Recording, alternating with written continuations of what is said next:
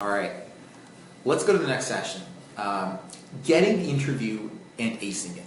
As I said, we all know this is tough. When there's increasingly a lot of frameworks out there.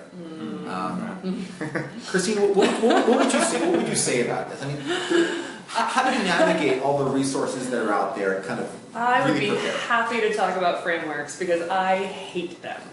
Every time I help people prep for their interviews, whether it's through eVisors or back when I was at BCG and I led recruiting for our DC office out of HBS, I've done a lot of mock interviews, and I have never seen someone pull the right framework at the right time and then apply it in an organic way. It always feels forced, it always feels like they're reading off a template, and I would not want to work with them. So, when I think about preparing for the case interview piece, my advice has always been, it comes back to the product. It comes back to the company. Are you selling chocolate? Are you fixing a printing issue? Are you talking about what is the thing? And now think through it logically. What are the issues internally within the company? What are the issues externally within the market, within the competitors? Do we have sort of the soft skills, the people, the organization, the capabilities to pull this off? And then I always have this other bucket, right? Like, what is the brand effect by doing this? Or are there regulatory things we haven't talked about, right? But it really comes down to, like, think through organically. If this were your company, how would you approach this problem? And I think if you approach it from that way and you take that inquisitiveness and you apply it to, how do I solve this problem? You don't need frameworks. You don't need, is this entering a new market? Is this whatever? You think it through logically, and then you never freeze when it's time to say, can I have my minute to put my thoughts together, and you put a little framework on your paper, you won't freeze.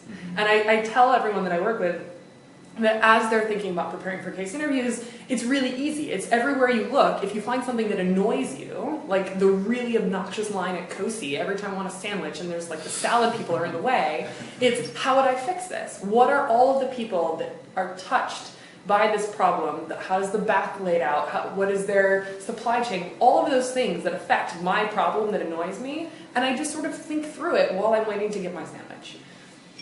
What I would add is, so I agree with that. I think what frameworks are, they're kind of like starters, right? For someone who doesn't know anything about consulting or is just trying to learn, they help you understand how to break down a problem. Yeah. Right? If you don't know how to break down a problem, these are the 5 different frameworks where you can apply. And I would say, learn the framework in order to understand, oh, this is how you think about breaking down a problem, but don't be tied to that framework, right? That framework is only a set thing for a very specific situation that probably is not going to be applicable in 80% of other situations, right? But what you should do is learn from their frameworks. Why do they break things down the way they do? And then use that knowledge and then apply it to, you come up with whatever is right for that situation. And that goes back to the learning and adaptability, right? It's you learn how to take something you do know and then evolve it and adapt it to a new situation. So Andrew, you went into Accenture more or less out of undergrad. I know you had some work experience before that, but how did you prepare for that interview? Yeah, so for me, it's practice, right? It's getting used to being in that situation. Most people just, you're used to a behavioral interview, like, oh, what have you done? What are your strengths and weaknesses? But consulting interviews are very, very specific. And I always tell people when I give them advice is, you should be, with case interviews, you should come to a point where you're having fun. You're having fun with the case. People usually start out like really anxious. They're scared of the case. Practice so much and go throughout. When I was going through the subway, I'd read the Wall Street Journal and always asking why when I'm reading an article. Have fun. By the end, you should be having fun with the case. So when you get into the interview, you're like, bring this on. I'm ready. Right? Yeah. I mean, partners say that when they're going through the interviews, they love candidates that are like, I got it. Like, challenge me. Bring it on because I have got this. And that's such a different interview experience than the person who's sitting there and like sweating buckets through their shirt and they're kind of jittery and they're like breaking out in hives. Like, that's not fun, and they don't want that person on their team.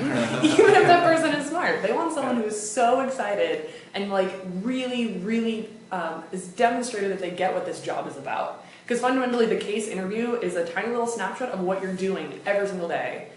on the job, right? And so everyone thinks that like it's this weird thing that's completely different from the, no, it's exactly the job in a nutshell.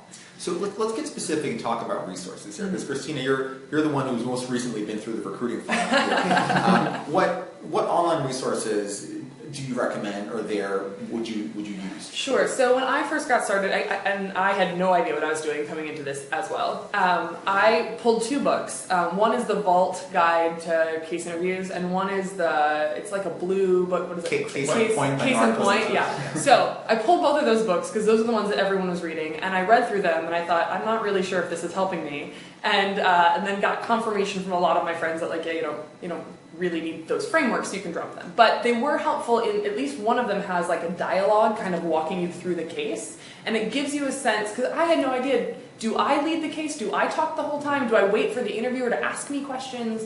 And part of that is differences of style among firms. You know, BCG has a very organic style of interviewing where the cases were often actual case experiences that person did. They wrote the case. They can take it 100 different ways, and they want you to step into the role of consultant and lead it. Some of them are a little bit more straightforward. McKinsey entry interviews are like, here's the question, now solve it.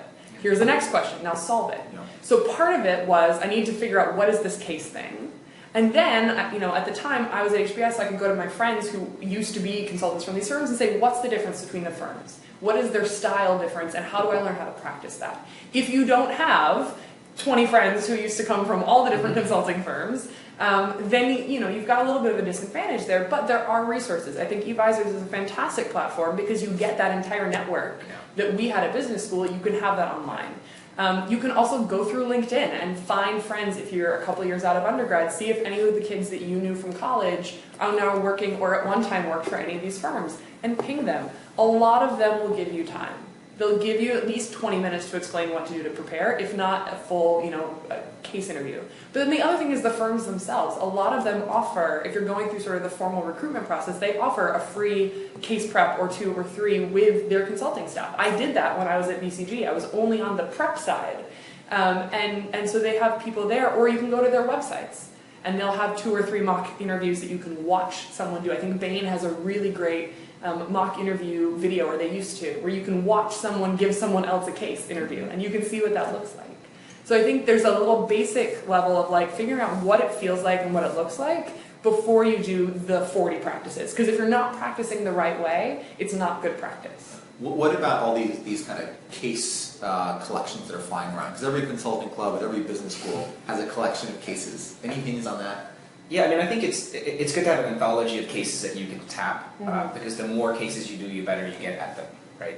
So I think, you know, even those cases tend to be, the quality tends to be kind of very variable, but even so, just the more reps you do, the better you get.